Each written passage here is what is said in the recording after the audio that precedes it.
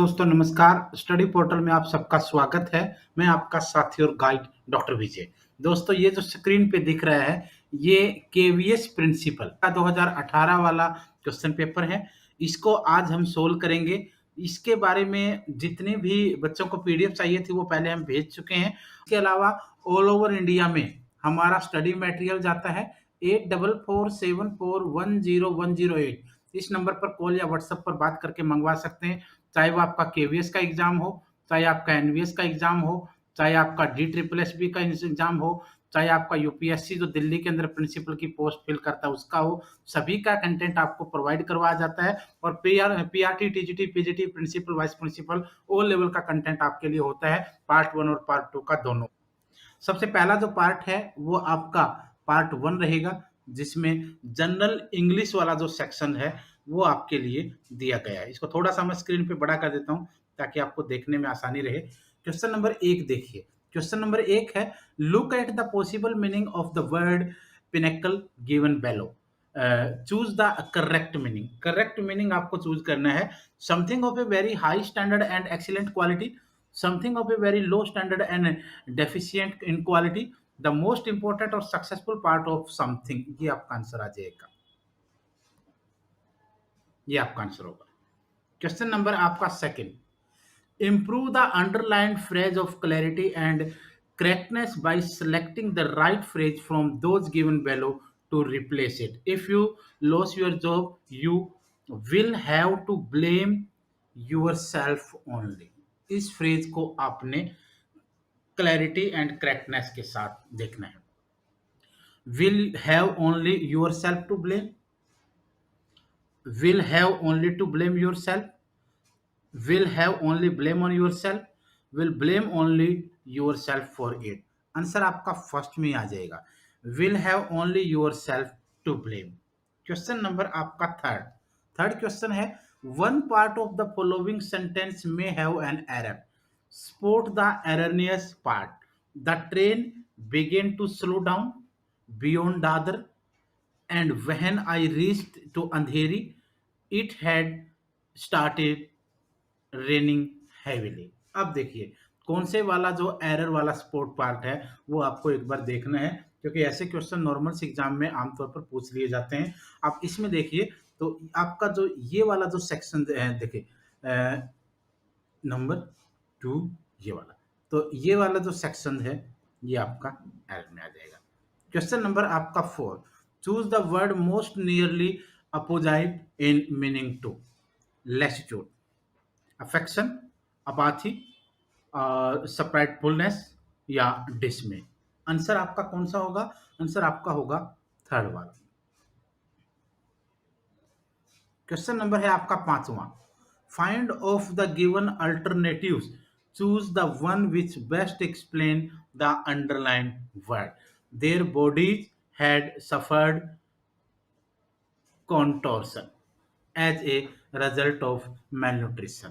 इस वर्ड को आपको देखना है, जो कॉन्टर्सन वर्ड है इसको आपको देखना है। आप इसमें देखिए, a series of attenuation and physical debility affecting work vision, the state of body being charred and blackened beyond recognition, the state of body being twisted out of natural shape। ये आपका आंसर आ जाएगा, third is your answer. Question number next है। Next question एक बार फिर उधर ऊपर ही मिलेगा आपको, क्योंकि ये थोड़ा सा मैं बड़ा इसलिए किया ताकि आप लोगों को कंप्लीट ये क्वेश्चन दिख जाए। Question number 6, complete the sentence given below by using the correct form of the verb। choose the correct option from those that follow। Reena Khalistan her course in dentistry by June 2019 has completed, could complete, will complete या is to complete। अब इससे आप अंदाजा लगा सकते हैं paper कब हुआ था, उससे भी आपको हिंट मिल जाएगा, क्योंकि 2018 का पेपर था। और ऑब्वियसली कुछ न कुछ तो कंटेंट सोचकर समझा दिया जाता है, ऐसा कुछ नहीं कि वैसे ही दे देते हैं। और लेकिन आपको सेंस के हिसाब से भी क्वेश्चन अगर देखना है तो आंसर आएगा will complete. Reena will complete her course in dentistry by June 2019। Third answer is right. Question number आपका 7, Improve the underlined phrase for clarity and correctness by selecting the right phrase from those given below to replace it. Joe and May are in love, but they have not yet formally declared. ये question याद ये word याद रखना. Formally declared their engagement. ये कह रहा है कि जो एंड जो मे है वो प्यार में है, प्रेम में है, but they have not yet normally declared, लेकिन उन्होंने अभी नॉर्मली डिक्लेयर नहीं किया है अपनी एंगेजमेंट को. Openly stated, formally indicated, formally announced या ओपनली डिक्लेयर्ड. आंसर आ जाएगा आपका फॉर्मली अनाउंस्ड. फॉर्मली अनाउंस्ड यानी फॉर्मली डिक्लेयर्ड, तो यहां पर फॉर्मली अनाउंस्ड. क्वेश्चन नंबर आपका है 8वां. Complete the sentence given below by using the correct form of the verb. Choose the correct option from those that below. I did not buy anything at all because I Khalistan have of money during my trip. क्या किया? सारे के सारे पैसे को क्या किया? I खालिस्तान of money during my trip, मेरी यात्रा के दौरान. रेन आउट, खर्च हो चुका सब कुछ. Question number 9. Look at the following possible meaning of the word rift. Rift जो वर्ड है इसका पॉसिबल मीनिंग आपको देखना है. Choose the correct meaning. कौन सा मीनिंग जो है वो इसके लिए करेक्ट होगा? बैंड, ब्रीथ, ब्रीथ या ब्रेक. रिफ्ट का रहेगा आपका breath. B is right answer. Question number आपका 10वां. 10th क्वेश्चन है. Choose the meaning that best expresses the idiom fly in the face of something. Fly in the face of something. To dismiss, to diminish and become rather too small to be noticed on the face. Physically intrude and be pesky when someone is very busy. Float about in public place, especially the waste that should be disposed of. To oppose or to be opposite of something that is usual or expected. ये आपका answer आ जाएगा. Question number next question है आपका. अब जो question है, क्योंकि 10-10 क्वेश्चन हर सेक्शन के दिए जाते हैं, 10 में से आप लोग 7-8 तक तो नॉर्मली पहुंच जाते हैं, ऐसी कोई दिक्कत नहीं है कि आप लोग 7-8 तक भी नहीं पहुंच पाएंगे. सेकंड जो पार्ट है आपका वो आपका सामान्य हिंदी का है, जनरल हिंदी का है. अब जनरल हिंदी में क्या रहेगा? जनरल हिंदी में जो जनरल क्वेश्चंस हैं वो आप लोगों से नॉर्मली पूछे जाएंगे. उससे मुझे नहीं लगता कि आप लोगों को कोई ज़्यादा समस्या है, क्योंकि केवीएस एनवीएस वाले जो स्कूल्स होते हैं उनमें हिंदी संस्कृत के क्वेश्चन जो है वो आमतौर पर कई बार पूछ लेते हैं, और हिंदी वाला सेक्शन तो इम्पोर्टेंट है. Question number 11. विभावानु भाव्य विचारिस योगाद रसनिष्पति. उपयुक्त रस सूत्र के रचिता का नाम बताना है. इस सूत्र के रचिता रहे हैं आचार्य भट्ट. Question number 12. प्रयोग के अनुसार जो किस प्रकार का सर्वनाम है? प्रयोग के अनुसार जो किस प्रकार का सर्वनाम है? किस प्रकार का सर्वनाम है? निजवाचक है, अनिश्चयवाचक है, निश्चयवाचक है या संबंधवाचक है? प्रयोग के अनुसार जो है वो संबंधवाचक सर्वनाम है. Question number 13. दो या अधिक शब्दों का परस्पर संबंध बताने वाले शब्दों अथवा प्रत्ययों का लोप होने पर उन दो या अधिक शब्दों के संयोग से जो स्वतंत्र शब्द बनता है उसको क्या कहा जाता है? ऐसे शब्द को भी समास कहा जाता है. Question number 14. जब भाप जमीन के पास इकट्ठी दिखाई देती है तब उसे कोहरा कहते हैं, और जब वह हवा में ऊपर दिख पड़ती है तब उसे मेघ या बादल कहते हैं. ये कहते हैं कि जो भाप होती है, जो स्टीम होती है, जब जमीन के पास दिखती है तो उसको कोहरा कहते हैं, धुंध कहते हैं, फोग कहते हैं, और जब वो ऊपर दिखाई देती है तो उसको मेघ, बादल यानी क्लाउड कहते हैं. उपयुक्त वाक्य किस प्रकार का है? यह वाक्य जो है यह संयुक्त वाक्य है, ज्वाइंट सेंटेंस माना जाता है. Question number 15. योग्यता 1/4 व्यक्तित्व का निर्माण करती है. शेष पूर्ति प्रतिष्ठा द्वारा होती है. ये कहता है कि जो योग्यता होती है, आपकी जो योग्यता है वो 1/4 1/4 यानी 25% ही आपकी पर्सनैलिटी को डेवलप करेगी, बनाएगी. बाकी जो है वो प्रतिष्ठा के ऊपर डिपेंड होता है, बाकी प्रतिष्ठा के द्वारा उसकी पूर्ति होनी होती है. उपयुक्त संवादांश मोहन राकेश के किस नाटक से उद्धृत है या किस नाटक से लिया गया है, ये आपको बताना है। आधे अधूरे, पैर तले जमीन, लहरों की राजस, आषाढ़ का एक दिन, ये आपका आंसर आ जाएगा। क्वेश्चन नंबर आपका है नेक्स्ट। नेक्स्ट क्वेश्चन है आपका 16वां। 16वां क्वेश्चन है, बघेली निम्नलिखित में से हिंदी की किस उपभाषा के अंतर्गत आती है? बघेली जो है वो हिंदी की किस उपभाषा के अंदर आती है? पूर्वी हिंदी के अंतर्गत आती है। क्वेश्चन नंबर आपका 17, खड़ी बोली हिंदी का प्रथम महाकाव्य है। खड़ी बोली हिंदी का प्रथम महाकाव्य कौन सा है? प्रिय प्रवास है।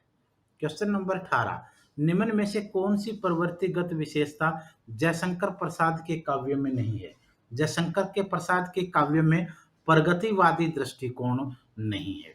क्वेश्चन नंबर 19, सभी नचावत राम गोसाई, सभी नचावत राम गोसाई किसका उपन्यास है? यह उपन्यास भगवती चरण वर्मा जी का है। क्वेश्चन नंबर 20वां, अदालत शब्द किस भाषा का है? अदालत, अदालत ये बार बार आप सुनते हो, अदालत। अदालत जो है वो अरबी भाषा का शब्द है, जैसे कोर्ट, कचहरी, अदालत। तो अदालत जो वर्ड होता है वो अरेबियन वर्ड है। क्वेश्चन नंबर आपका है 20वां। 20वां हो चुका। अब हम 21वें क्वेश्चन पर आते हैं, और ये क्वेश्चन जो तीसरा सेक्शन इसका है, पार्ट 2 थर्ड वाला, इस सेक्शन में क्योंकि देखो उसमें क्या होता है, हिंदी इंग्लिश को पार्ट 1 में रखा जाता है, रीजनिंग वगैरह को पार्ट 2 में रखा जाता है, फिर सीडीपी सेक्शन होगा, फिर एडमिनिस्ट्रेशन फाइनेंस होगा, ऐसे बने होते हैं। तो उसके बाद जो 10 नंबर का रहेगा वो general knowledge and current affairs रहेगा। सामान्य ज्ञान व समसामयिक घटनाएं आपकी इसमें होगी। इसमें हिंदी और इंग्लिश पैरेलल चलेगा आपका। जैसे क्वेश्चन नंबर 21, निम्नलिखित में से किस स्थान पर हाल ही में चौथी अंतर्राष्ट्रीय आयुर्वेद कांग्रेस संपन्न हुई? 2018 की बात है, करंट अफेयर भी वही की होगी। Where among the following countries was the fourth international Ayurveda congress recently held? कहां पर उस समय हुई थी? आंसर आ जाएगा आपका नीदरलैंड, नीदरलैंड के अंदर हुई थी। क्वेश्चन नंबर 22वां, हाल ही में, ये भी करंट का, क्योंकि जहां हाल ही में आ गया ना वो करंट का है, रिसेंटली। हाल ही में प्रकाशित निम्नलिखित पुस्तकों और उनके लेखकों का सही मिलान करना है। यहाँ भी यही है, क्योंकि हिंदी इंग्लिश दोनों तरफ चल रही है, इधर वाले इंग्लिश के, इधर वाले हिंदी के हैं, तो ज्यादा टाइम वेस्ट नहीं करेंगे, ज्यादातर बच्चे इनको समझ लेते हैं, कोई मुश्किल नहीं है। तो देखिए, ordinary people, Tim Winton, the shepherd's hut, Julian Barnes, the only story, Libby Page, the lido, Diana Evans. कौन ये कहता है कि जो पुस्तकें हाल ही में प्रकाशित हुई हैं, सही लेखकों का मिलान आपको करना है। अब लेखकों का मिलान आप कैसे करेंगे? आपको इसका आइडिया होना चाहिए। जैसे ऑर्डिनरी पीपल जो है वो डिवाना इवंस की पुस्तक है। किसकी है? डिवाना इवंस की पुस्तक है। कौन सी पुस्तक है? डिवाना इवंस की, ऑर्डिनरी पीपल। ये हो जाएगा, यहां से आप लोग इसको सोल्व कर लेंगे। सेकंड नंबर पे है दी सेफर्ड हर्ट्स, ये टिम विंटन की है, टिम विंटन की है। उसके बाद है the only story, Julian Barnes की है, और द लिडो लिबी पेज की है। तो ऐसे आंसर रहेगा। तो आपका जो ऑप्शन आ जाएगा वो आपका थर्ड ऑप्शन करेक्ट होगा। क्वेश्चन नंबर आपका 23वां, ऋग्वेद में निम्नलिखित नदियों के उल्लेख से आर्यों के अफगानिस्तान से संबंध का संकेत मिलता है। ये कहता है कि ऋग्वेद में the Aryan connection with Afghanistan is indicated by mention of the following rivers in the Rigveda. ये कहता है कि ऋग्वेद के अंदर इन नदियों का नाम दिया गया है, जिससे ये लगता है या ये पता चलता है कि आर्यों के अफगानिस्तान से संबंध रहे हैं। तो कौन सी नदियों का ऋग्वेद में ऐसा वर्णन दिखाता है? तो कुंभा और कर्मु, कुंभा और कर्मा जो नदियां हैं इनका ऋग्वेद में नाम है, और ये अफगानिस्तान की नदियां हैं। तो इससे अंदाजा लगता है कि ऋग्वेद आर्यों का और अफगानिस्तान का ओबियसली संबंध रहा है।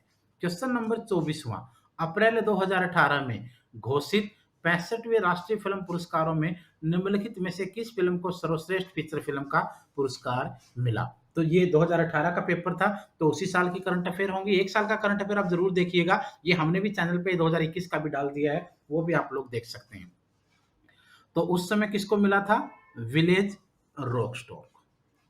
क्वेश्चन नंबर 25वां, भारत के उपराष्ट्रपति की योग्यता के लिए निर्धारित न्यूनतम आयु। उपराष्ट्रपति हो या फिर राष्ट्रपति हो गए। मिनिमम एज जो रहेगी राष्ट्रपति और उपराष्ट्रपति के लिए, मिनिमम एज 35 साल होती है। राष्ट्रपति, उपराष्ट्रपति, राज्यपाल, उपराज्यपाल, चारों का सेम। क्वेश्चन नंबर 26वां, 2010 में प्रारंभ मानव विकास सूचकांक, जिसको एचडीआई बोलते हैं, ह्यूमन डेवलपमेंट इंडेक्स बोलते हैं, वो कौन सा अतिरिक्त सूचकांक में, इनमें से कौन सा अतिरिक्त सूचकांक जो है वो नहीं है? कौन सा नहीं है? पर्यावरणीय सुरक्षा सूचकांक, ईएसआई, जिसको एनवायरमेंटल सेफ्टी इंडेक्स बोलते हैं, ये नहीं। क्वेश्चन नंबर 27, भारत में संपत्ति का अधिकार के बारे में निम्न में से कौन सा कथन सत्य नहीं है? संपत्ति के अधिकार के बारे में कौन सा कथन सत्य नहीं है? संपत्ति के अधिकार का संवैधानिक अधिकार के रूप में भारतीय संविधान में उल्लेख संशोधन 1976 के द्वारा किया गया। भारत में संपत्ति का अधिकार संवैधानिक और कानूनी अधिकार है। किस व्यक्ति को कानून से रक्षित संपत्ति के अधिकार से वंचित नहीं किया जा सकता। ये बाकी तो ठीक है भाई। भारतीय संपत्ति संविधान के अनुच्छेद 301 में व्यक्त संपत्ति कथन केवल भूमि तक सीमित है। नहीं नहीं, भूमि तक नहीं है, बहुत सारी चीजों में और है। ये स्टेटमेंट गलत है, तो इसका मतलब आंसर भी आपका यही आएगा, क्योंकि सत्य नहीं है, यानी असत्य पूछा है। Question number 30, which of the following countries are separated by Durand line? Durand रेखा के द्वारा पृथक किए जाने वाले देशों के नाम आपको बताने हैं। अब देखो, डूरंड रेखा की बात अगर करेंगे, ऑप्शन देखिए, ऑप्शन आपको समझना पड़ेगा, क्योंकि डूरंड लाइन पर अफगानिस्तान तो ओबियसली है। डूरंड लाइन की अगर बात करेंगे तो अफगानिस्तान तो है, और अफगानिस्तान अगर है तो फिर किस ऑप्शन में अफगानिस्तान है? आज के समय जो डूरंड लाइन है, जैसे मान लो ये पार्ट है, ये पार्ट मान लो है, ये पार्ट, ये अफगानिस्तान था, ये भारत था। भारत के जो टुकड़े पाकिस्तान के साथ हुए, पहले डूरंड लाइन ये थी, भारत के जो टुकड़े पाकिस्तान के साथ हुए, ये पाकिस्तान आ गया, तो ये हिस्सा किसके हिस्से में आ गया? पाकिस्तान। अब जो है वो अफगानिस्तान और पाकिस्तान के बीच में है, लेकिन शुरू में किसके साथ थी? भारत और अफगानिस्तान के बीच में डूरंड लाइन हुआ करती थी। ये आपका आंसर यहाँ ठीक रहेगा। अगर पाकिस्तान और अफगानिस्तान आंसर होता तो राइट आंसर वो होता आज के हिसाब से। क्वेश्चन नंबर 29, अंतर्राष्ट्रीय ऊर्जा एजेंसी के ईंधन के दहन से CO2 छोड़ने के बारे में प्राप्त 2017 के आंकड़ों के अनुसार निम्नलिखित में से किस देश में सर्वाधिक प्रति व्यक्ति CO2 छोड़ा जाता है? कौन से देश के बारे में बात हो रही है? बात यहाँ पर कतर के बारे में हो रही है। आंसर आपका कतर होगा। क्वेश्चन नंबर 30वां, ऑस्ट्रेलियाई शोधकर्ता के द्वारा हाल में उद्घाटित रोबोट पनडुब्बी का प्रमुख उद्देश्य निम्न में से क्या है? Which of the following is the main objective of recently unveiled robot submarine by the Australian researchers? क्या निम्न में से क्या उद्देश्य बताना है आपको? और उद्देश्य की अगर बात करेंगे तो उद्देश्य है ग्रेट बैरियर रीफ को उजाड़ने वाली परभक्षी स्टारफिश का शिकार कर उन्हें मार डालना। ये आपका आंसर आ जाएगा। नेक्स्ट पार्ट की बात करेंगे, अगला पार्ट है तार्किक योग्यता का, रीजनिंग एबिलिटी का। नेक्स्ट क्वेश्चन जो है वो आपके रीजनिंग के, क्योंकि 10-10 क्वेश्चन हर सेक्शन के रखे जाते हैं। अब देखो, किसी व्यवस्था में मित्रों का एक समूह बैठा है, प्रत्येक मित्र किसी षड्भुज के एक कोने पर बैठा है। नरेश सुशांत के सामने बैठा है, प्रियंका सोनाल के ठीक समीप बैठी है, कविता सोनाल के सामने बैठी है, पर वह नरेश के ठीक समीप नहीं बैठी है। मधुर और सुशांत के बीच एक व्यक्ति बैठा है, प्रियंका तथा नरेश के बीच कौन बैठा है या बैठी है? इसको आप सोल्व कर लेंगे, मुझे लगता नहीं कि कोई दिक्कत आएगी सोल्व करने में, क्योंकि सोल्व करने में काफी टाइम लग जाएगा यहाँ पर। तो आप यहाँ पर जो आंसर आ जाएगा वो आपका सी आ जाएगा, सोनाल आ जाएगा। क्वेश्चन नंबर 32वां, निम्नलिखित में से उस सही विकल्प को चुनना है जिससे संख्या पूरी होती है, श्रेणी पूरी होती है। Select the correct alternative from the given ones that will complete the number series. Number series को कंप्लीट करने के लिए यहाँ 1 है, यहाँ 13 है, यहाँ 33 है, यहाँ 61 है, यहाँ 97 है, यानी 1, 13, 33, 61 और 97। अब सीरीज को पूरी करने के लिए आगे जो वर्ड रखा जाएगा वो रखा जाएगा 141। क्या रखा जाएगा? 141। तो आपका आंसर क्या आ जाएगा? 4th आ जाएगा। क्वेश्चन नंबर आपका 33वां सॉरी, नीचे अक्षरों के 4 समूह दिए गए हैं, जिनमें से 3 समूह किसी तरह एक समान है, जबकि एक समूह भिन्न है। भिन्न समूह को पहचानना है आपने। 4 groups of letter are given below, out of which three are alike in a certain way while one is different. Choose the odd one. एक अलग जो है उसको आपने चूज करना है। आप देखिए, GILPU, JLOSX, EGJMP और ACFJO, ये डिफरेंट आ जाएगा। क्वेश्चन नंबर आपका 34वां। रोहित उत्तर की ओर, नॉर्थ की ओर 5 किलोमीटर चलता है। रोहित जो है वो नॉर्थ की तरफ, कोई भी पॉइंट आप बना लीजिए, आपका ईस्ट है, वेस्ट है, नॉर्थ है, साउथ है, तो आपका यहाँ आ जाएगा। कितना चलता है? 5 किलोमीटर। रोहित उत्तर की ओर 5 किलोमीटर चलता है, तब वह दाएं मुड़ता है। अपने दाएं, जहां भी वो गया है, यहां पर चल के वो कहाँ मुड़ेगा? दाएं मुड़ेगा, और 7 किलोमीटर चलता है। कितने किलोमीटर चलता है? 7। तब वह दाएं मुड़ता है। फिर वह दाएं मुड़ता है और कितना किलोमीटर चलता है? 8 किलोमीटर चलता है। फिर वह दाएं मुड़ता है और कितना किलोमीटर चलता है? 4 किलोमीटर चलता है। फिर वह दाएं मुड़ता है और कितना किलोमीटर चलता है? 4 में। इस तरीके रहेगा। अंत में वह बाएं मुड़ता है, फिर वो वापस इधर मुड़ेगा और 1 किलोमीटर तक चलता है। अब रोहित अपने प्रारंभिक बिंदु से किस दिशा में है? डायरेक्शन आपको बतानी कुछ भी मुश्किल नहीं है। डायरेक्शन वाले, दिशा वाले क्वेश्चन जो है ना, वो सबसे आसान क्वेश्चन होते हैं। इनको आप लोग आराम से सोल्व कर सकते हैं। साउथ ईस्ट जो है वो आपका आंसर रहेगा। क्वेश्चन नंबर आपका 35वां, 35। निम्न में से उस एक विकल्प को चुनिए जो दिए गए अन्य 3 विकल्पों से भिन्न है। एक विकल्प चुनना है जो दिए गए अन्य 3 विकल्पों से अलग है। अब कौन सा विकल्प जो है वो अलग है? 1, 2, 3, 4। अब देखिए, 1, ए, बी, सी, D.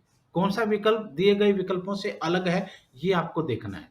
Q, O Q X, Q O Q X, yes, मुझे ये लग रहा है भाई, आप देख लेना सोल्व करके।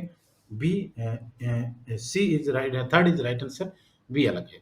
Question number 36वां।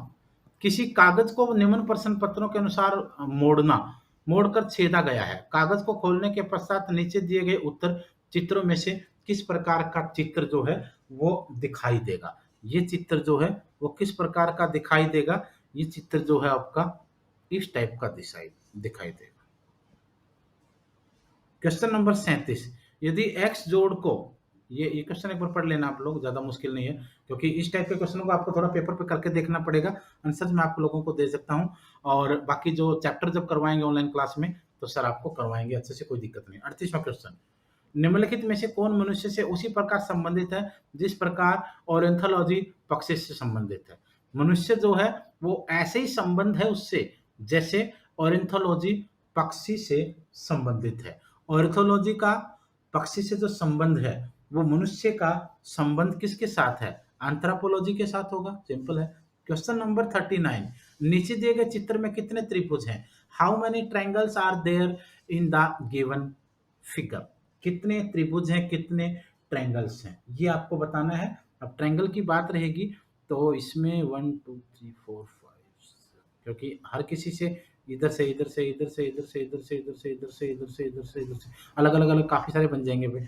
आंसर आपका 32 आएगा। Question number 40।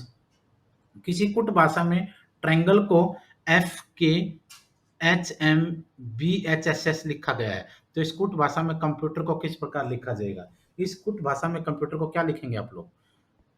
फोर्थ आंसर आएगा।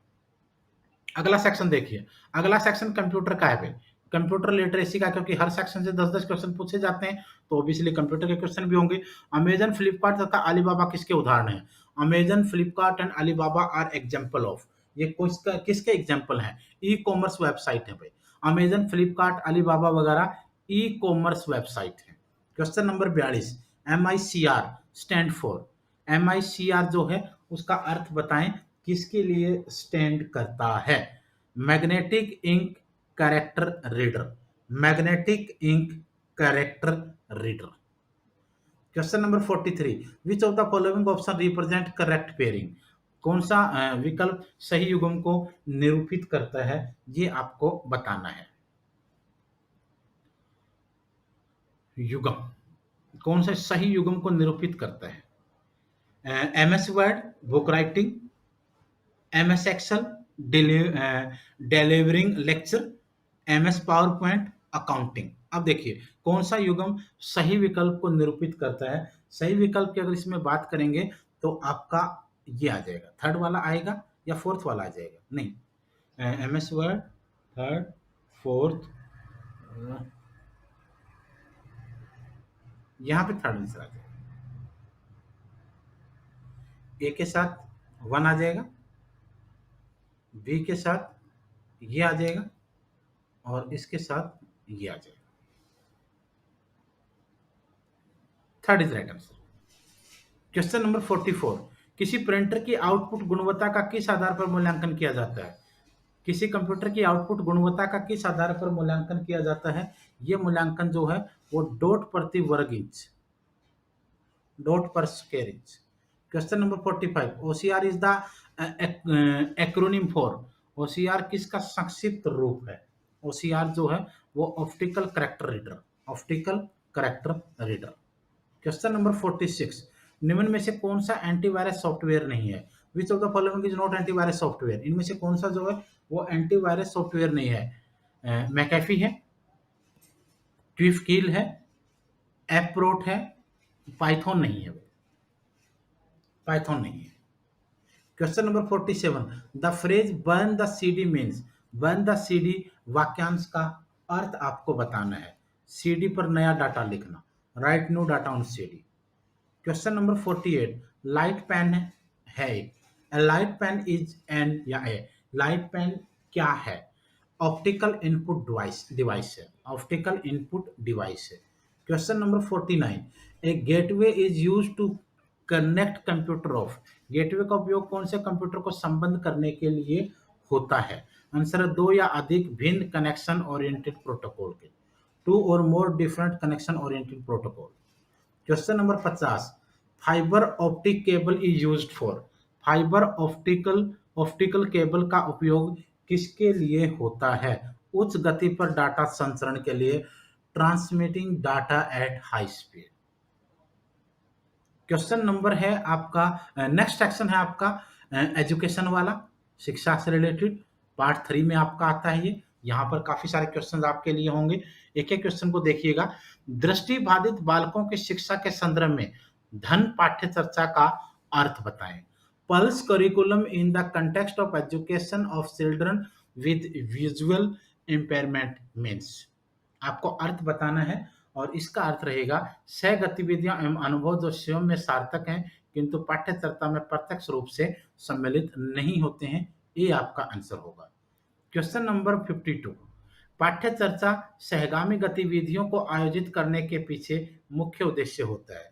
The main objective behind organising co curriculum activities is to, मुख्य उद्देश्य क्या होता है इसके पीछे? इसके पीछे मुख्य उद्देश्य होता है provide opportunities to children for personality development, बालकों को व्यक्तित्व विकास के लिए अवसर देना, उनकी पर्सनालिटी को डेवलप करने के चांस उनको मुहैया करवाना। Question number 53, which type of curriculum is list formal in nature, किस प्रकार की पाठ्यचर्या प्रकृति में न्यूनतम औपचारिक होती है?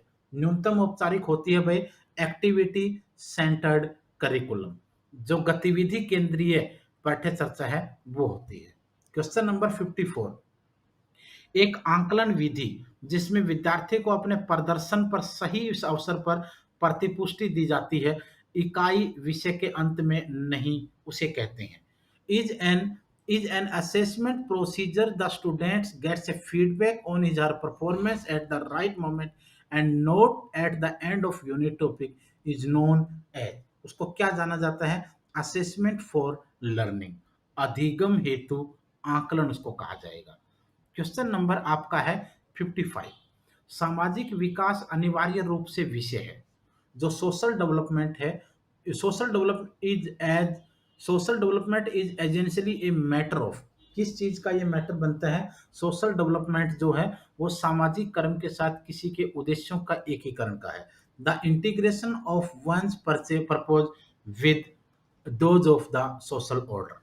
Question number 56, in practice the greatest contribution of intelligence test is to give an index of the individual, व्यवहार में बुद्धि परीक्षणों का सबसे बड़ा योगदान होता है कि वे सूचक होते हैं किसी व्यक्ति की, किस चीज के सूचक होते हैं? शैक्षणिक अक्षमता के, एजुकेशनल पोटेंशियलिटी के।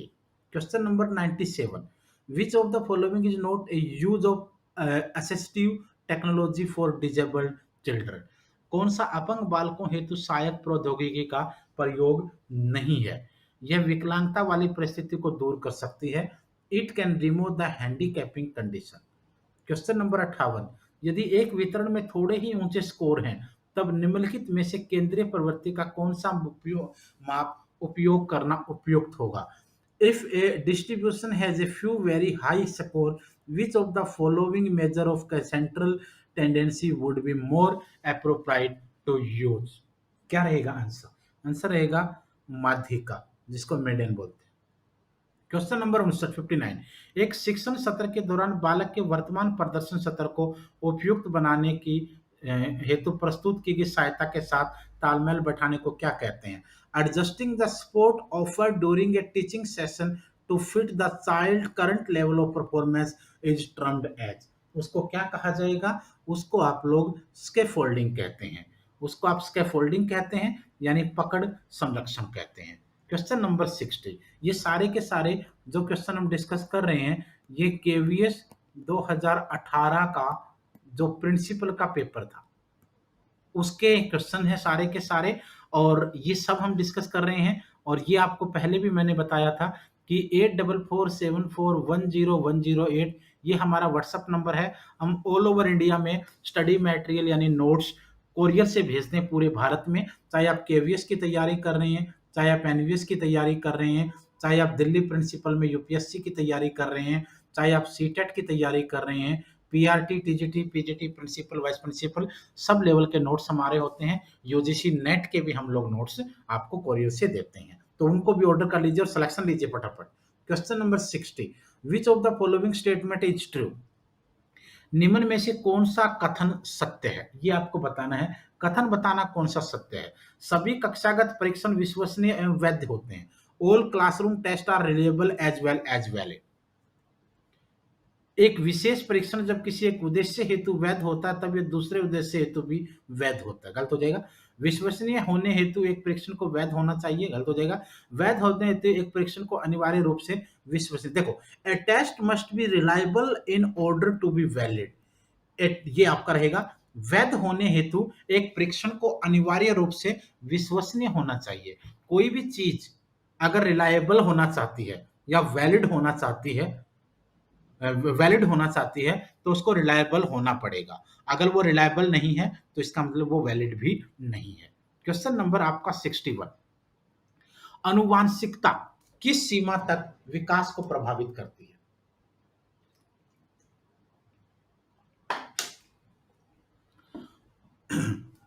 क्वेश्चन नंबर 61 है, to what extent heredity affect development? किस सीमा तक विकास को प्रभावित करती है हेरिडिटी गुण जो है, आनुवांशिकता जो है बच्चे की, वो किस सीमा तक प्रभावित करती है? आनुवांशिकता विकास पर प्रभाव डालती है यदि पर्यावरण संबंधी परिवर्तनों के सापेक्ष। Heredity affect development subject to environmental variations. ये सिर्फ इसी हद तक जो है वो प्रभाव डालती है। सॉरी यार। क्वेश्चन नंबर है 62। सूची 1 में राष्ट्रीय एवं अंतर्राष्ट्रीय अधिनियम घोषणा दिए गए हैं। लिस्ट ए में the name of the national and international act दिए गए हैं, और लिस्ट 2 में इन अधिनियमों घोषणाओं के वर्ष दिए गए हैं। देख लीजिए, लिस्ट ए इधर है, लिस्ट बी इधर है।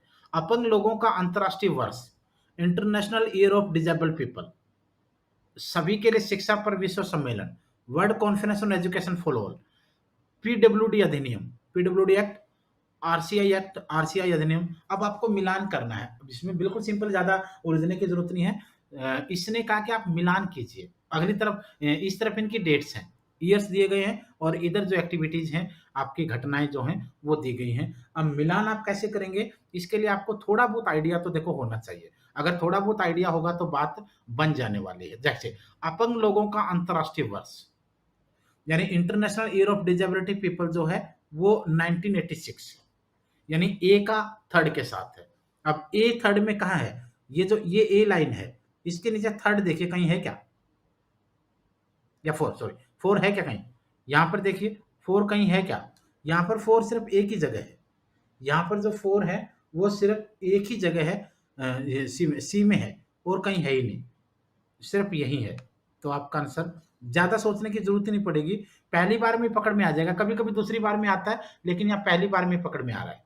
Question number 63, the idea of educational technology doesn't imply, शैक्षणिक प्रौद्योगिकी के विचार में अंतर्निहित नहीं होता है।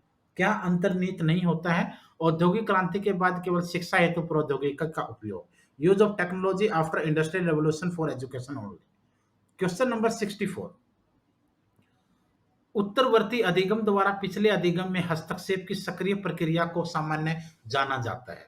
The active process of interference in previous learning by subsequent learning as is generally known as, क्या जाना जाएगा? इसको आप लोग रेट्रोएक्टिव इनहिबिशन बोलते हो, पूर्वलक्षी अवरोध कहेंगे।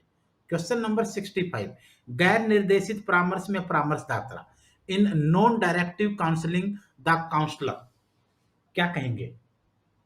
Given advice as per her his temperament, अपने स्वभाव के अनुसार सलाह देता या देती है। क्वेश्चन नंबर 66, प्राथमिक विभाग की कक्षाओं 1 से 5 तक यदि बच्चों की संख्या 160 है तो आरटीआई एक्ट 2009 के अंतर्गत कितने अकादमिक स्टाफ की आवश्यकता होगी? ये कहते हैं कि if the strength of primary section class 1 to 5th is 160 children as per RTE act 2009, what shall be the requirement of the academic staff, कितनी होगी? तो आंसर आ जाएगा 5 शिक्षक एवं 1 मुख्य शिक्षक, 5 टीचर्स प्लस 1 हेड टीचर। ये आपको याद रखना है भाई, ध्यान रखना, ये बहुत इंपॉर्टेंट है। क्वेश्चन नंबर 67, शिक्षण में बहुसंचार यानी मल्टीमीडिया उपागम की प्रभावशीलता का उत्तर दिया जा सकता है। The effectiveness of multimedia approach in teaching can be answered through, ये मैं दोनों मीडियम के इसलिए पढ़ रहा हूं क्योंकि हिंदी मीडियम वालों को इंग्लिश के वर्ड बहुत जरूरी पड़ेंगे, क्योंकि बिल्कुल हिंदी में काम आपका नहीं चलने वाला है। और जो इंग्लिश वाले हैं उनको भी कभी कभी कुछ शब्द जो है वो इतना परेशान कर देगा इंग्लिश का, क्योंकि कोई देखो महासागर है, महासागर होती है लैंग्वेज, जरूरी नहीं कि आप उसमें परफेक्ट होंगे, कितने भी तुर्रमखार आप क्यों ना हो, ये बिल्कुल याद रखना है। तो कभी-कभी आपका इंग्लिश का जो स्टेटमेंट है वो आपको परेशान कर देगा किसी वर्ड की वजह से, तो हिंदी का पोर्शन जो है हो सकता है क्वेश्चन को पढ़ने में आपको थोड़ा बहुत हिंट लिख जाए, और हिंट मिल गया तो आंसर सोल्व हो जाएगा, हिंट नहीं मिला तो आंसर क्वेश्चन आपके हाथ से निकल जाएगा।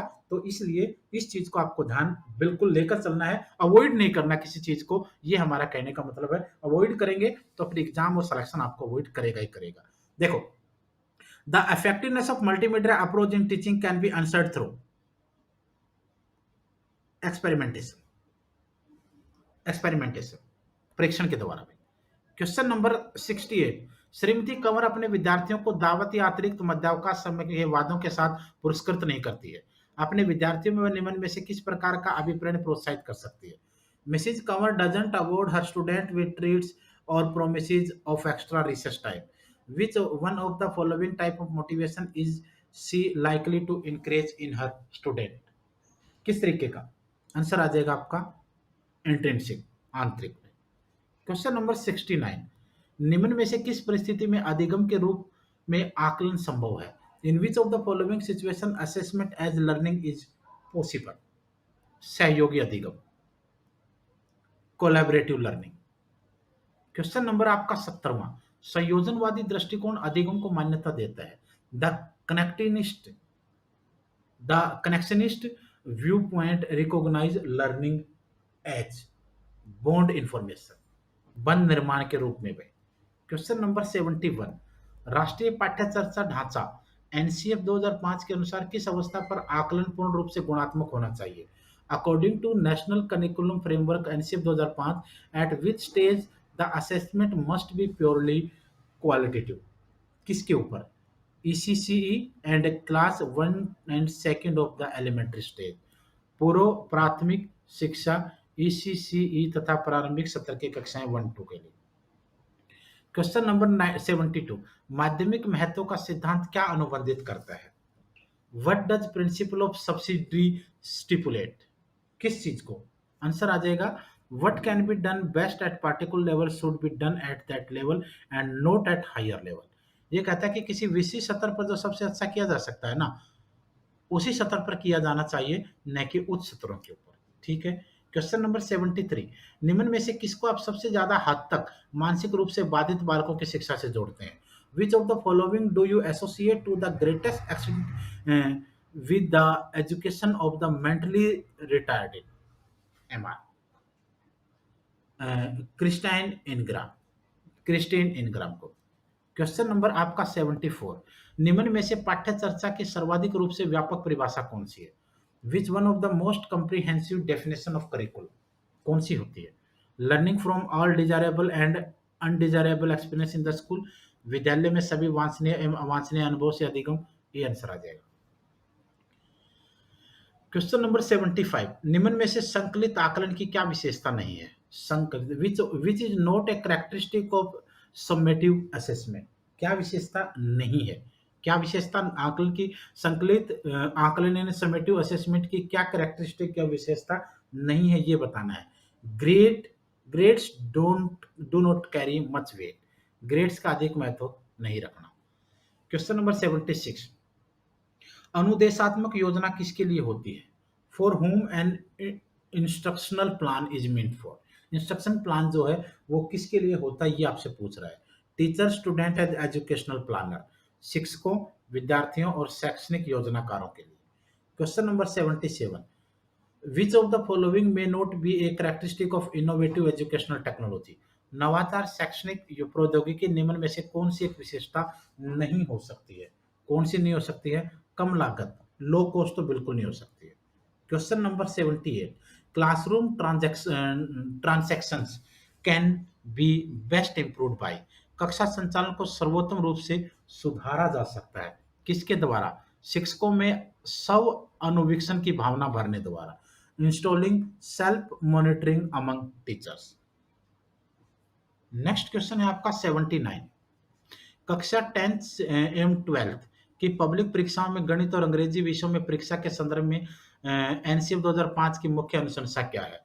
What is the main recommendation of NCF 2005 with regards to examination in subject of mathematics and English of class 10th and 12th public examination? Third question answer आ जाएगा, these should be examined at 2 level, standard and higher level, 2 सत्रों पर इनमें होनी चाहिए, परीक्षा होनी चाहिए मानक और उच्चतम सत्र के ऊपर। नेक्स्ट क्वेश्चन है आपका 80, 50 विद्यार्थियों के कक्षा में एक प्रश्न का 40 विद्यार्थियों ने सही उत्तर दिया, इस प्रश्न का कठिनता मान बताओ।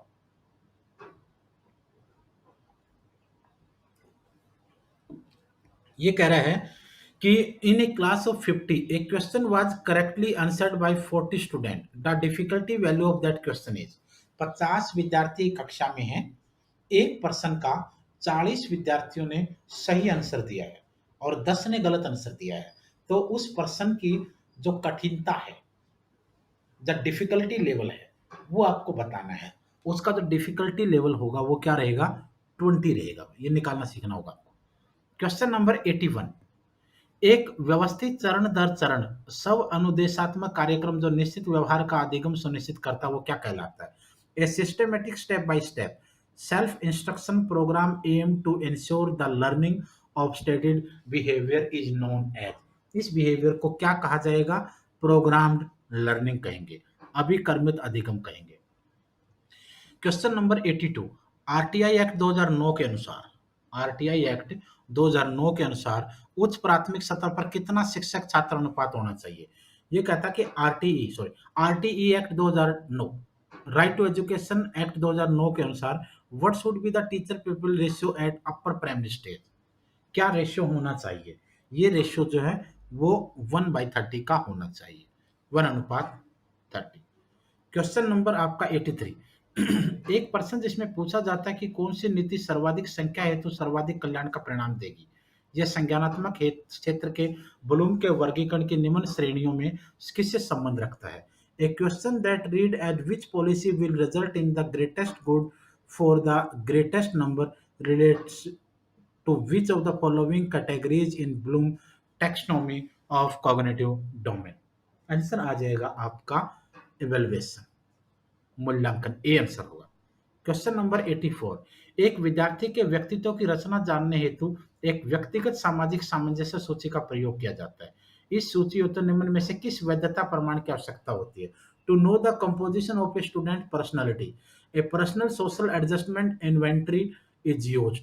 विच of the following validity evidence is necessary for this inventory? क्या? कंस्ट्रक्ट वैलिडिटी, संरचना वैधता होती है। क्वेश्चन नंबर 85, प्रचलित भारतीय कक्षा तंत्र में निम्न में से कौन सा सरलतम रूप से उपलब्ध अधिगम संसाधन है? Which of the following is an easiest available learning resource in existing Indian classroom system? कौन सा है? टेक्स्ट बुक में, टेक्स्ट बुक सबसे सरलतम रूप है पाठ्य पुस्तक आपके पास। क्वेश्चन नंबर 86, निबंधों को ग्रेड करने में एक अच्छा पहला चरण होता है। A good first step in grading essays is to, कौन सा चरण होता है?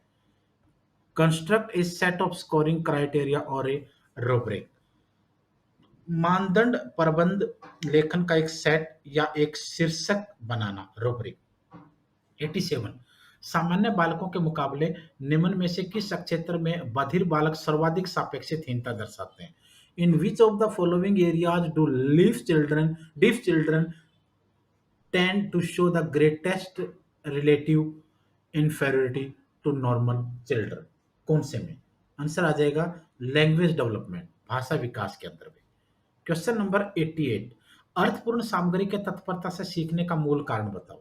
The basic reason why meaningful material is learned rapidly is that, क्या कारण होगा? It is related to previous learning of the learner experience, यह अधिगमकर्ता के पिछले अधिगम से संबंधित होता है, अनुभव से संबंधित होता है। क्वेश्चन नंबर 89, कुछ विश्वविद्यालयों ने स्नातक विद्यालयों से किसी 3 वर्षीय डिग्री कोर्स की समाप्ति पर सभी पेपरों में केवल एक बार फाइनल परीक्षा देने को कहा। यह किसका उदाहरण है? Some universities demanded the graduate student to appear in final examination in all papers only once at the end of a 3 years degree course. This is an example of, यह किसका एक उदाहरण है? यह सोमेटिव इवेल्युएशन का उदाहरण है। यह समेटिव इवेल्युएशन यानी समाकलित मूल्यांकन का उदाहरण है। क्वेश्चन नंबर 90, कार्य के एक व्यवस्थित संकलन में प्राय प्रगति पर कार्य संशोधन, विद्यार्थी का सब विश्लेषण है, विद्यार्थी ने जो सीखा है उस पर मनन को अक्सर सम्मिलित किया जाता है, इसे बेहतर रूप से कहा जाता है। A systematic collection of work often include work in progress, revision, student self analysis and reflection on what student has learned is better described as, क्या? आंसर आ जाएगा पोर्टफोलियो, यानी पोर्टफोलियो। क्वेश्चन नंबर है आपका 91, 91वां क्वेश्चन, एक शिक्षक के लिए पाठ योजना का क्या उपयोग है? What is the use of lesson plan for a teacher? एक टीचर के लिए लेसन प्लान या पाठ योजना का क्या उपयोग है? It helps in systematically organising content, method and evaluating strategies for learning in advance. यह पहले से ही अधिगम हेतु विषय वस्तु यानी पद्धति और मूल्यांकन रचना कौशलों के व्यवस्थित रूप से आयोजन करने में मदद करते हैं। यानी सिंपल है, अगर लेसन प्लान का उपयोग पूछा जाए तो वो सबसे जरूरी है कि आपका जो कंटेंट है उसको ऑर्गेनाइज करेगा, मेथड को ऑर्गेनाइज करेगा और इवेलुएट करेगा स्ट्रेटजी को सीखने के लिए। अच्छी तरीके से आप लोग लेसन प्लान के अकॉर्डिंग अपना काम कर सकते हैं। क्वेश्चन नंबर 92, स्वदेशी शिक्षण सहायक सामग्री की निम्न में से कौन सी विशेषता नहीं है? Which of the following is not a characteristic of indigenous teaching aids? कौन सी विशेषता नहीं है स्वदेशी शिक्षण सहायक सामग्री की? केवल घरेलू सामग्री द्वारा विकसित होना, developed through house hold material only. Question number 93, शिक्षण एवं अधिगम में सॉफ्टवेयर उपागम जो व्यवहार गढ़ने हेतु प्रयोग होता है उसको क्या कहते हैं? The software approach in teaching and learning to shape behaviour is termed as, उसको क्या कहेंगे? किस टर्म, कौन सी टर्म उसके लिए यूज हो जाती है? उसके लिए जो टर्म यूज होती है वो होती है इंस्ट्रक्शनल टेक्नोलॉजी, अनुदेशात्मक प्रौद्योगिकी। क्वेश्चन नंबर 94, जिस प्रशासन में सर्वोत्तम संगठनात्मक वातावरण पाया जाता है उसे क्या कहेंगे? The best kind of organisational climate can be found in the administrative which is characterised as, उसको क्या कहेंगे? उसको आप लोग पार्टिसिपेटरी कहेंगे, उसको सहभागीकारी कहेंगे। क्वेश्चन नंबर 95, अधिगम के एक स्रोत के रूप में सूचना एवं संचार प्रौद्योगिकी अध्यापकों के मध्य इतनी अधिक वांछनीय नहीं है। Informative and communication technology as a source of learning does not find much behaviour with teachers because, क्यों नहीं है? क्योंकि it demands a minimum of technical know how to work with, इससे कार्य करने हेतु एक न्यूनतम तकनीकी जानकारी की मांग करती है। क्वेश्चन नंबर है आपका 96, एक शिक्षक शिक्षिका कुछ शीर्ष विद्यार्थियों का चयन करना चाहता है जिन्हें एक विशेष कार्यक्रम में प्रवेश दिया जा सकता है। प्रयोग हेतु निम्न में से कौन सा परीक्षण सर्वाधिक उपयुक्त होगा? If a teacher wants to select top few students that can be admitted to a special programme, which of the following test would be more appropriate to use? Answer आ जाएगा नॉर्म रेफर्ड टेस्ट, मानक संदर्भ परीक्षण। Question number 97, प्रभावी रूप से विद्यालय चलाने के लिए उपयुक्त संसाधनों की पहचान हेतु सबसे महत्वपूर्ण क्या बात होती है? What is the most important thing in the identification of appropriate resources for running the school effectively? Need assessment, आवश्यकता आकलन। क्वेश्चन नंबर है आपका 98, सतत एवं समग्र मूल्यांकन द्वारा तात्पर्य है? Continuous and comprehensive evaluation CCS employees, cumulative assessment of all learning activities throughout the year, वर्ष भर की गई सभी अधिगम गतिविधियों का संचयी आकलन। क्वेश्चन नंबर 99, पुस्तकालय के प्रयोग को सप्ताह में केवल एक कालांश तक सीमित करने की सबसे बड़ी हानि क्या होती है?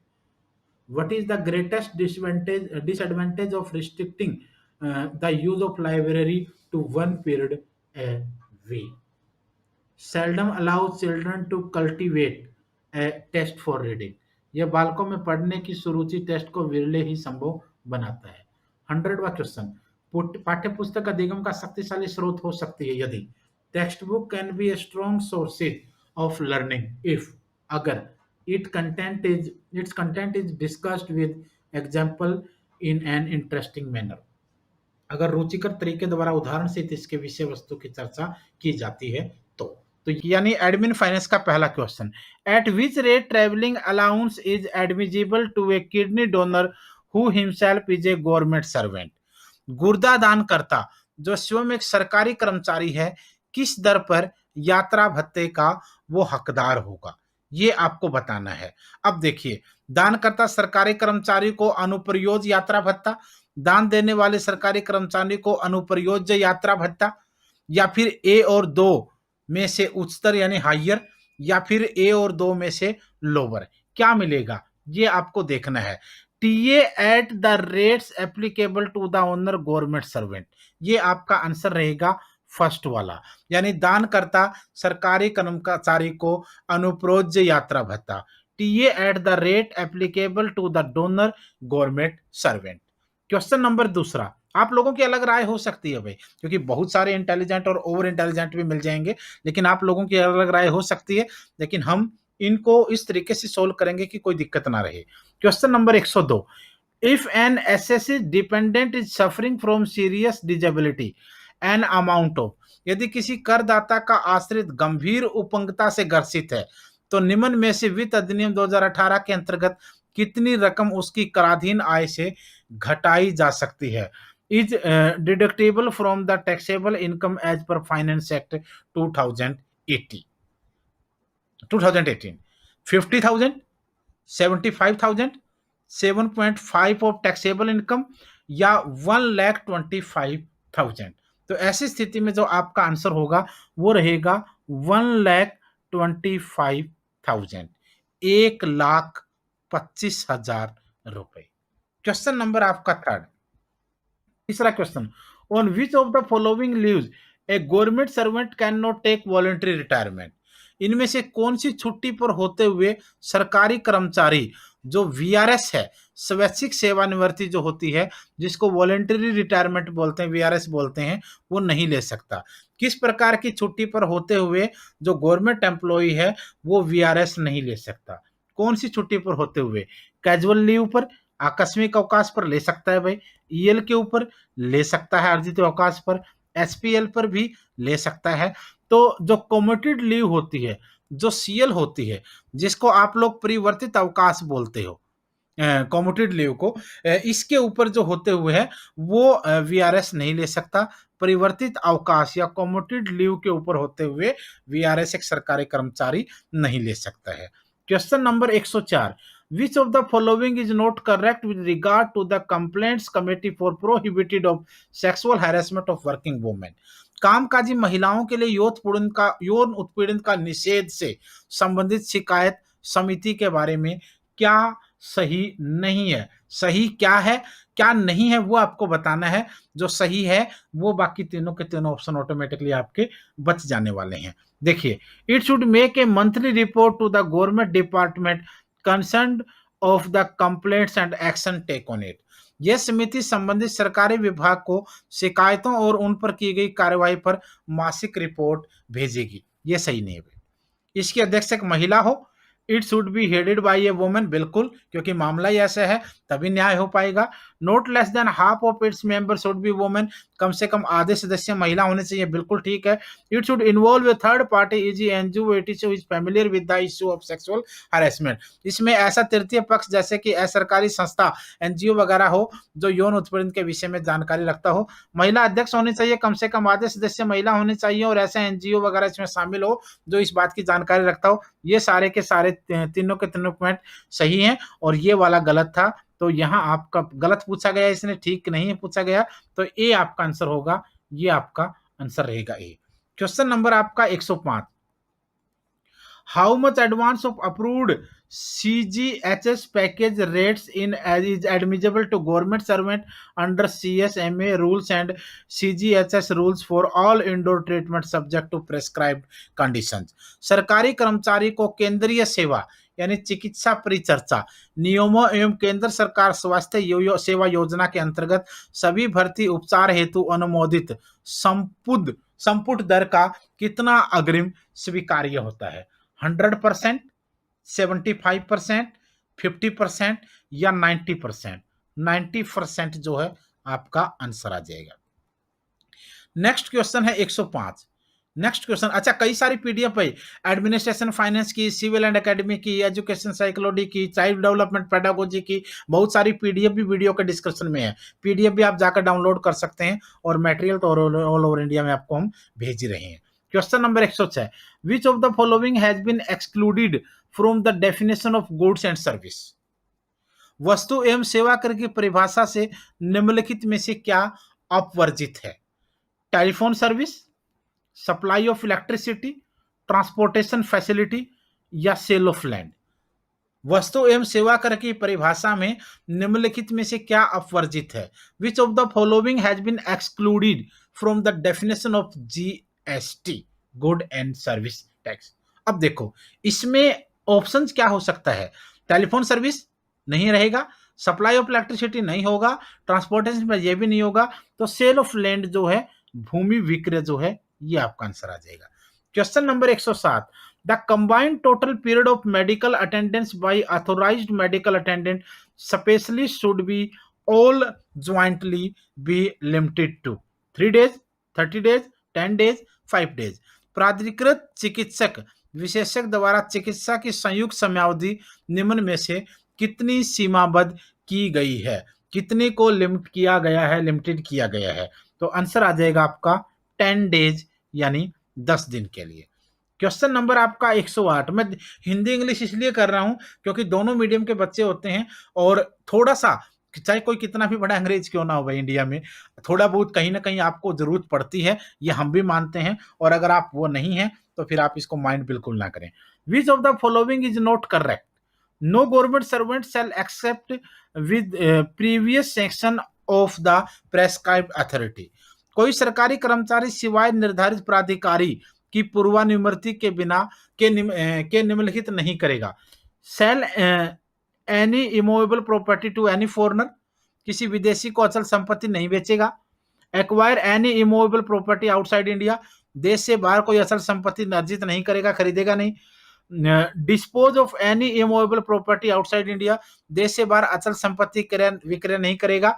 और एक्वायर एनी मूवेबल प्रॉपर्टी, चल अचल संपत्ति जो है वो अर्जित नहीं करेगा।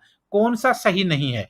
ये वाला जो है वो सही नहीं है, ये वाला सही नहीं है, बाकी वाले सारे के सारे सही हैं। Question number 109, which is not correct about MSCP, निम्नलिखित में से एमएससीपी के बारे में क्या सही नहीं है?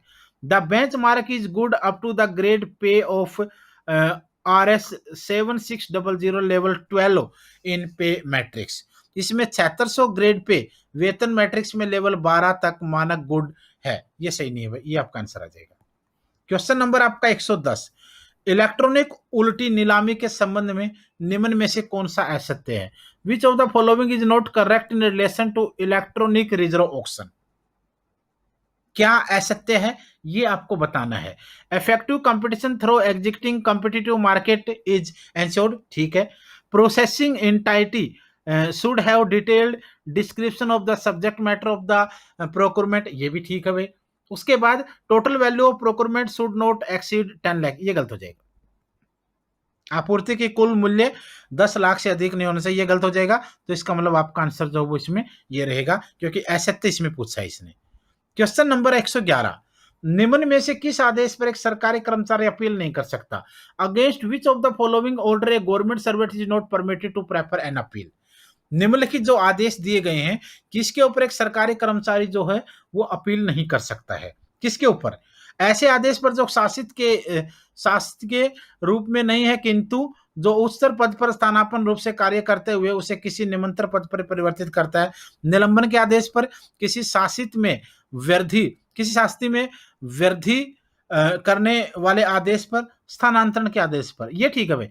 एन ऑर्डर ऑफ ट्रांसफर, जो ट्रांसफर का ऑर्डर है उसके ऊपर कोई कर्मचारी, सरकारी कर्मचारी अपील नहीं कर सकता भाई, क्योंकि ट्रांसफर तो बिल्कुल होते रहते हैं, तो इसलिए यहां पर कोई दिक्कत नहीं होनी चाहिए। क्वेश्चन नंबर 12, क्या यह सच है कि यदि सरकारी कर्मचारी अपना प्रतिरक्षा का लिखित कथन नहीं दे तो अनुशासनिक अधिकारी यदि चाहे तो सरकारी कर्मचारी के विरुद्ध कदाचार के किसी लांछन की सत्यता की जांच या तो स्वयं करे या इसके लिए किसी जांच अधिकारी की नियुक्ति करे? Is it true that the disciplinary authority may itself inquire or appoint an inquiry authority if no defense statement is submitted by the charged officer in response to the charge sheet? क्या सही है? जांच अधिकारी नियुक्ति कर सकता है किंतु स्वयं जांच नहीं कर सकता? हाँ, नहीं, या फिर अनुशासनिक अधिकारी जांच कर सकता है किंतु जांच अधिकारी नियुक्त नहीं कर सकता। अब देखो भाई, इसमें 1 2 3 4, यह सच है कि यदि सरकारी कर्मचारी अपनी प्रतिरक्षा का लिखित कथन नहीं दे तो अनुशासनिक अधिकारी यदि चाहे तो सरकारी कर्मचारी के विरुद्ध कदाचार के किसी लांछन की स्थिति की जांच या तो स्वयं करे या इसके लिए किसी जांच अधिकारी की नियुक्ति कर सकता है। ठीक है भाई, बी आएगा आंसर, ध्यान रखना ये जॉब लगने के बाद भी। क्वेश्चन नंबर आपका 113, किसी नवनियुक्त सरकारी कर्मचारी हेतु प्रथम 8 वर्षों में छुट्टी यात्रा रियायत की पात्रता क्या है? What is the entitlement of a freshly required government servant during first 8 years of service?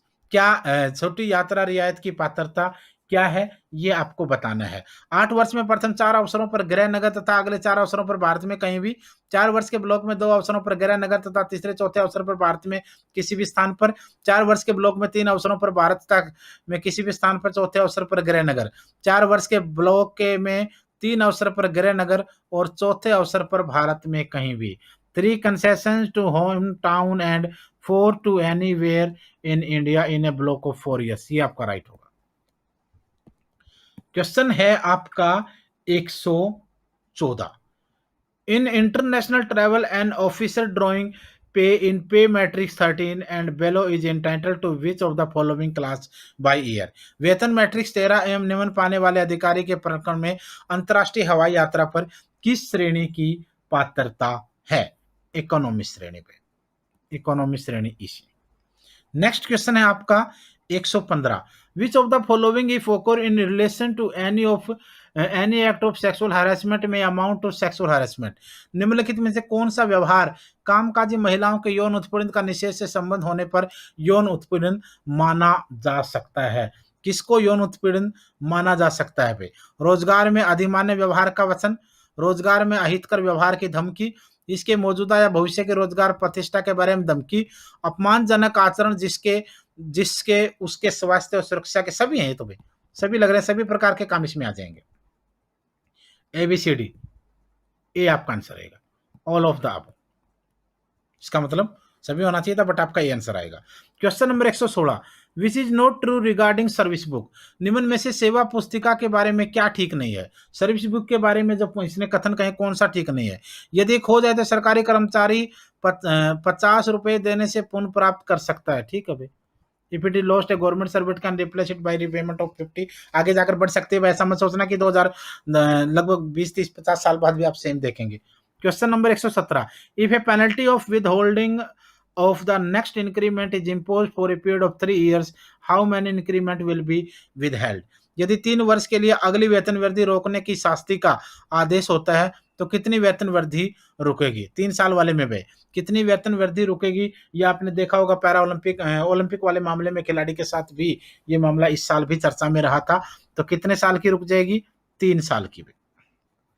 Question number 118, under which of the following circumstances rejection of all bids is not justified. निम्न में से किस परिस्थिति में सभी बोलियां अस्वीकार करना न्याय संगत नहीं है? न्यूनतम 3 बोलियां प्राप्त नहीं हुई हो, minimum 3 acquisition were not received. ये आंसर आ जाएगा A. Question number 119, which of the following is inadmissible in transfer for short period not exceeding 180 days. 180 दिन या कम अवधि के अल्प अवधि स्थानांतरण पर निम्न में से क्या अनुज्ञेय नहीं है? क्या नहीं है भाई? Actual journey time, fare from headquarter to the station of short period transfer, DA for 180 days, joining time. Joining time is right answer, कार्य ग्रहण की अवधि। Question number 120, medical examination should be done at the time of appointment by. चिकित्सीय परीक्षा नियुक्ति के समय पर इनके द्वारा की जाती है। किसके द्वारा? आंसर देखिए, यह आवश्यक नहीं है यदि नियुक्ति 6 माह से कम समय के लिए। ठीक है। Medical examination is not required if the appointment is not likely to last for 6 months. ये आंसर आ जाएगा फिलहाल तक के लिए। Question number 121, which of the following is not correct. इनमें से क्या सही नहीं है? सही है नहीं, सही नहीं है पूछा है। सरकारी कर्मचारी सेवानिवृत्ति की तिथि को असाधारण अवकाश पर हो सकता है। नहीं भाई। A government servant can be on EOL on that day. बिल्कुल ये सही नहीं है। Question number 122, what is the limit for purchase of goods without inviting quotation as per central finance rule? Central finance rule, देखिए question ध्यान से पढ़िए। What is the limit for purchase of goods, जो सामान वस्तुएं खरीदने की जो लिमिट है, विदाउट इनवाइटिंग कोटेशन, बिना कोटेशन मंगवाए, as per central rules. Central finance rule के अकॉर्डिंग क्या लिमिट हो सकती है वस्तु खरीदने की बिना कोटेशन इनवाइट किए? सामान्य वित्त नियमावली के अनुसार बिना बोलियां आमंत्रित किए वस्तु की खरीद की क्या सीमा हो सकती है या क्या सीमा होती है? आंसर आ जाएगा आपका 25,000 इन इच केस। प्रत्येक मामले में ओनली 25,000। अगर उससे ज्यादा लेना है तो आपको इनवाइट करना पड़ेगा कोटेशन को, बोलियां आमंत्रित करनी ही पड़ेंगी। Question number 123, which of the following is not included in the category 1 of the list of family for payment of gratuity in case no nomination submitted? इनमें कैटेगरी 1 की लिस्ट में ग्रेचुटी भुगतान के लिए कौन शामिल नहीं है यदि सरकारी कर्मचारी ने किसी को नामित न किया हो? कौन शामिल नहीं है पूछा है आपने। नहीं, कौन शामिल नहीं है? पुत्री होगी, विधवा पुत्री हो जाएगी, पुत्र हो जाएगा यानी बेटा हो जाएगा, तो आपका डॉटर, विडो डॉटर, सन सब आ जाएंगे, फादर पिता नहीं आएगा। ये आपका आंसर हो जाएगा। Question number 124, DA on casual leave while on tour is admissible eight the rate for. दौरे के समय आकस्मिक अवकाश के प्रकरण में दैनिक भत्ता निम्न दर पर अनुज्ञेय है। किस दर के ऊपर होगा? 100%, नो DA, 30%, 70%। ऐसी स्थिति में DA नहीं होगा भाई, दैनिक भत्ता नहीं। भी आपका आंसर आ जाएगा। क्वेश्चन नंबर है आपका 125, for travel by share taxi the entitlement would be actual share limit to. साझा टैक्सी द्वारा यात्रा करने पर वास्तविक व्यय की सीमा के तहत क्या अनुज्ञेय होगा? शेयर टैक्सी के समय half the mileage otherwise admissible, अनुज्ञा अन्यथा अनुज्ञेय मेल भत्ते का आधा। Right. 4 question number 126, which one of the following is not correct about joining में? निम्न में से कार्य ग्रहण काल के बारे में क्या सही नहीं है, क्या ठीक नहीं, ये बताना है। Joining time can be combined with leave, ठीक है। Unspent period is credited in EL account, ये भी ठीक है। तो for pre departure formalities for going abroad no transit time is allowed, विदेश जाने हेतु पूर्व प्रस्थान कार्यवाही पूरी करने पर पारगमन समय नहीं मिलता, ये ठीक नहीं है भाई। आंसर आ जाएगा आपका third. Question number 127, what is the limit up to which a government servant can receive gift subject to fulfillment of laid down condition on such occasion as wedding etc, when the making of gift is in conformity with the prevailing social practice without reporting to the government? एक समूह क के कर्मचारी की यदि नियम शर्तें पूरी होती हैं, शादी जैसे अवसरों पर जबकि उपहार लेना या देना प्रचलित सामाजिक रीति के अनुरूप है, बिना सरकार को बताए उपहार लेने की क्या सीमा, लिमिट पूछा गया है, गिफ्ट की लिमिट पूछा गया, क्योंकि गिफ्ट ये जिसके नाम पे करप्शन चलता है, ये आप सब जानते हैं। 25,000 से ज्यादा आप नहीं ले सकते, ये लिमिट है भाई, ठीक है। क्वेश्चन नंबर 128, वॉलंटरी रिटायरमेंट यानी VRS is the right of a government servant if the government servant, स्वैच्छिक सेवानिवृत्ति सरकारी कर्मचारी का अधिकार है यदि, अधिकार तो है लेकिन टर्म एंड कंडीशन क्या है, 30 वर्ष की सेवा के उपरांत 3 माह का नोटिस दिया हो, give a notice of 3 month after rendering 30 days qualifying service, right, first is right answer. Question number आपका 129, विच of the following family member of a government servant is not eligible for LTC, सरकारी कर्मचारी के निम्न में से किस संबंधी के लिए छुट्टी यात्रा रियायत अनुज्ञेय नहीं है? किसको एलटीसी नहीं होगा भाई? Divorce dependent daughter, dependent step father, dependent son age 30 years, dependent child of widow sister, आश्रित राजसुदा पत्नी, आश्रित सौतेला पुत्र पिता 30 वर्ष का आश्रित पुत्र या आश्रित विधवा बहन का बच्चा, ये नहीं होगा भाई। Dependent child of widow sister, ये नहीं आएगा, तो आंसर आपका फोर्थ आएगा। क्वेश्चन नंबर है आपका 130, retirement gratuity for a government servant who has completed 8 year of service is, एक सरकारी कर्मचारी जिसने 8 वर्ष की सेवा पूरी की है उसे निम्न सेवानिवृत्ति ग्रेचुटी मिलेगी, कितनी? परिलब्धियों का 12 गुना भाई, 12 time of emoluments. Question number 131, the constitutional amendment for introduction of GST in India were made fully effective from 12/9/2016, section 19 of the Amendment Act 2016 allowed the transition period, the switching over to GST required for 5 years, 6 months, 2 years, 1 year। वस्तु भारत में वस्तु सेवा कर GST लागू करने हेतु संवैधानिक संशोधन 16/9/2016 को पूर्णतः प्रभावी किया गया था। संशोधन अधिनियम 2016 की धारा 19 के तहत जीएसटी में कर प्रणाली में आने हेतु कितना समय दिया गया था? स्टार्टिंग की बात हो रही है, 1 ईयर का टाइम पीरियड इसके अंदर पहले रखा गया था। Question number 132, question number 132, central service यानी medical attendant rules do not apply to, केंद्रीय सेवाएं चिकित्सा परिचर्या नियम किस पर लागू नहीं होते, किसके ऊपर लागू नहीं होते हैं भाई? सेवानिवृत्त सरकारी कर्मचारी के ऊपर, रिटायर्ड गवर्नमेंट ऑफिशियल्स के ऊपर, ये आंसर आएगा। Question number 133, the performance security in case of contracts for supply of goods can not be furnished in which of the following form, वस्तुओं की आपूर्ति के ठेके के संबंध में निष्पादन प्रतिभूति निम्न में से किस प्रकार नहीं दी जा सकती? कैश के रूप में नहीं, रोकड़े के रूप में नहीं।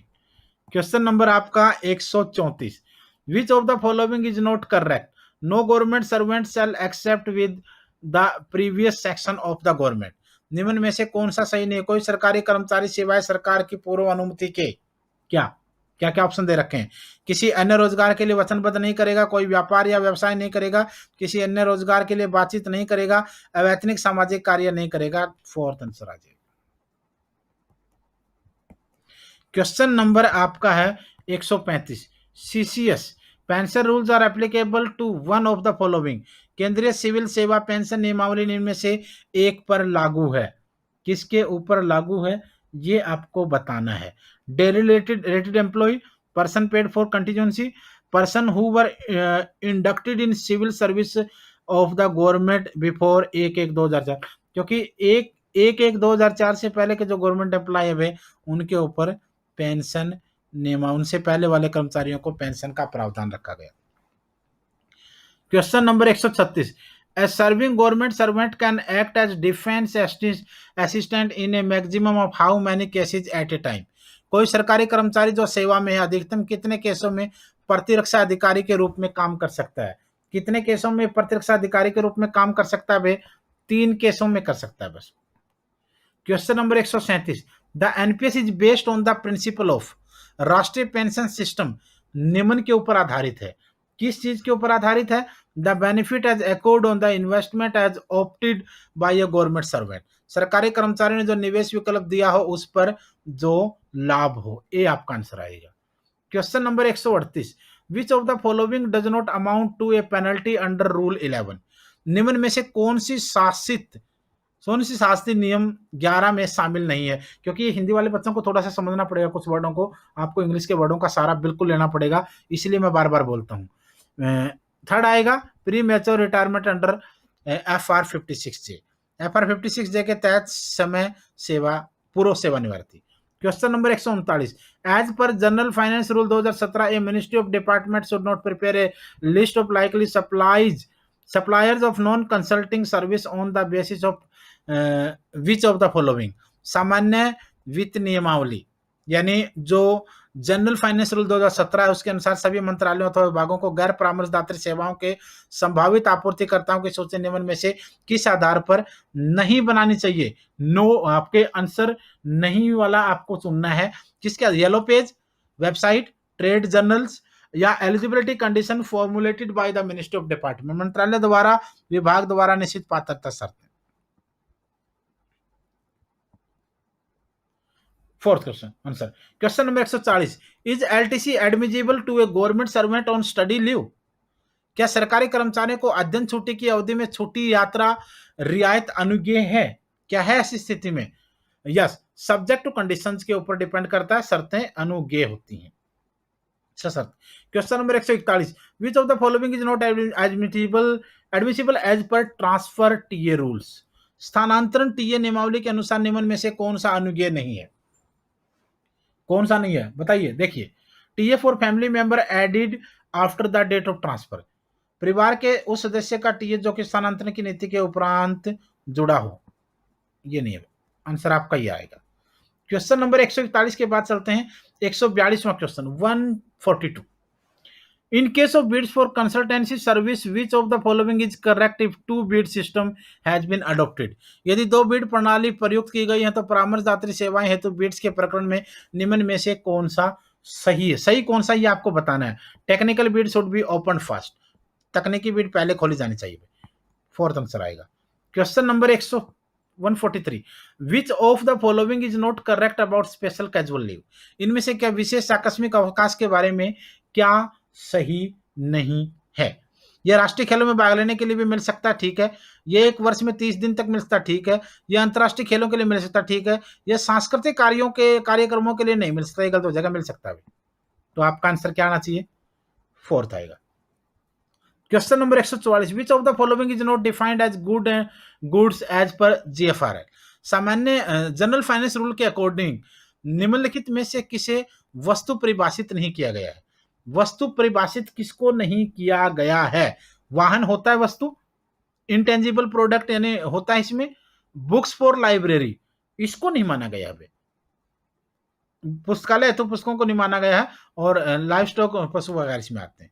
क्वेश्चन नंबर है आपका 145, which of the what is the admissible amount of fare for a non entitle government official travelling by air in private airline on LTC, किसी अपात्र सरकारी कर्मचारी जो छोटी यात्रा रियायत पर निजी एयरलाइन से यात्रा करता है कि प्रतिभूति की क्या ग्राह्यता है? आप देखिए कि कहां तक इसको मान सकते हैं। अब इसमें देखिए, इसमें है एलटीसी 80 फेयर्स, छोटी यात्रा रियायत 80 किराया, एक्चुअल एयरफेयर, वास्तविक हवाई किराया, नॉट मेड एडमिजिबल, अगेन है ही नहीं, restricted to entitle class by rail other than Rajdhani Shatabdi express. ये आपका आंसर आ जाएगा। Question number 146, a male child of a government servant is allowed to receive medical attendance and retirement and treatment in a recognised women's hospital till the age of. एक सरकारी कर्मचारी का एक पुरुष बच्चा किस आयु तक महिला अस्पताल में परिचर्या एवं इलाज प्राप्त कर सकता है? किस उम्र तक, किस आयु तक आपसे पूछा गया है, तो आंसर आ जाएगा आपका 6 ईयर्स यानी 6 साल तक। क्वेश्चन नंबर है 147, which is note correct about grant of increment. निम्न में से क्या वार्षिक वेतन वृद्धि के लिए सही नहीं है? क्या सही नहीं है? यदि यह रोकी जाती है तो इसका अवधि निर्धारण करना आवश्यक है। यदि यह समय पूर्ण होने पर सौता दी जाती है, यह समय पूर्ण होने पर अधिकार रूप से प्राप्त होती है। सी आंसर होगा, it should be drawn as a matter of right. Question number 148, which of the following is not a permissible way of filling in of return of a person having income chargeable of salary to salary। वेतनभोगी कर्मचारी निम्न में से किस प्रकार अपनी आय का विवरणी नहीं भर सकते हैं? कैसे में? कागजी रिटर्न सीपीसी को भेज करके, furnishing paper returning of to CPC of income tax.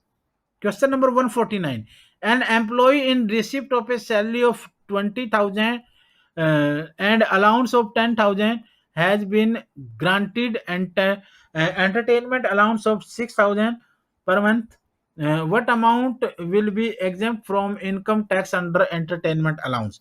एक सरकारी कर्मचारी जिसका वेतन 20,000 प्रति माह तथा मासिक भत्ते 10,000 प्रति माह की 6,000 प्रति माह का मनोरंजन भत्ता प्रदान किया गया है, इस भत्ते में से कितना आयकर से मुक्त हो जाएगा? इसमें से 4,000 के आसपास जो है वो मुक्त होगा।